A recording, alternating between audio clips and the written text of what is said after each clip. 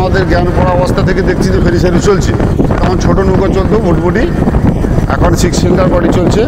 হ্যাঁ, তা আমি চালাচ্ছি এই বডি, না হলে এই ফেরি সার্ভিস আপাতত 11 বছর।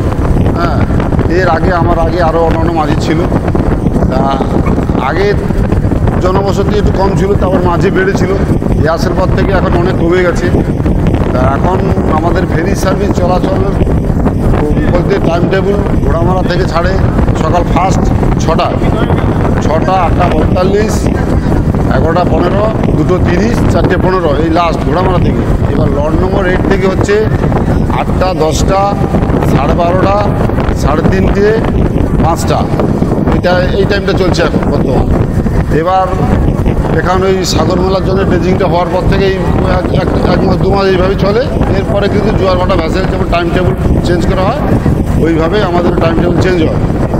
তখন দেখাবে সারাদিনে 5 বার করে 10 বার হতে এখন। এর আগে না হলে জোয়ার ভাটা পজিশন হলে 4 বার করে 8 বার হয় কোনো দিন। কিন্তু এই মানুষের যাতায়াতের অসুবিধা হচ্ছে একটাই, যেমন ফেরি সার্ভিস চলাকালীন যেমন জল থাকলে তবু অনেকটা সেফ হয়ে যায় মানুষের লাভা ওঠার জন্যে। কিন্তু জল যখন কমে যায় তখন ঘোড়া মারাতে মানে মানুষ খুব অসুবিধায় দিয়ে নামে, মানে ওই সিঁড়ি দিয়ে, মানে মই যাকে বলে সিঁড়ি দিয়ে লাভা ওঠা করে মাছ ধরতে হয়। ধীরে ধীরে মানুষ উঠা লাভা করে। একটা জেটি হলে সুবিধা হয়। এখন তো এখন ভাঙন এলাকা, একটা ভাস্যমান জেটি হলে বর্তমানে এখন পজিশন ঠিক আছে। ভাস্যমান জেটি যারা ওই মানে পল্টন যে বার্জ বলে, বার্জ দিয়ে একটা ফল্ডিং জেটি করলে ওতে কিন্তু মানুষের যাতায়াত অনেকটা সুবিধা হয়।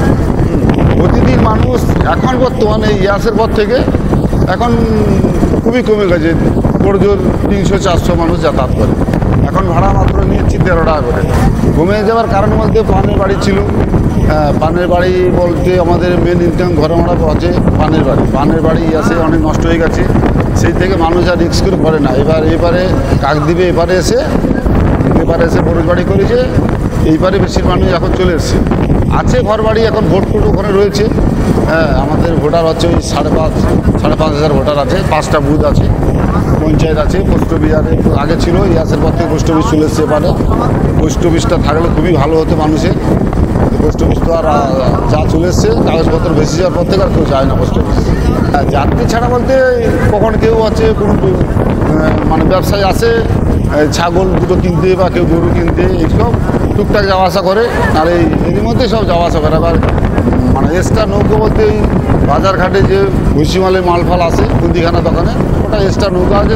তার বৃহস্পতিবার রবিবার এরকম একটা ডেট তৈরি করে ঢুকি ওরা কাকদ্বীপ থেকে রূপচাঁদ ঘাট থেকে মাছ দেয়। ওটা অর্থনীতি ইনকাম বলতে আমাদের একমাত্র পানের বাড়িতে নেই।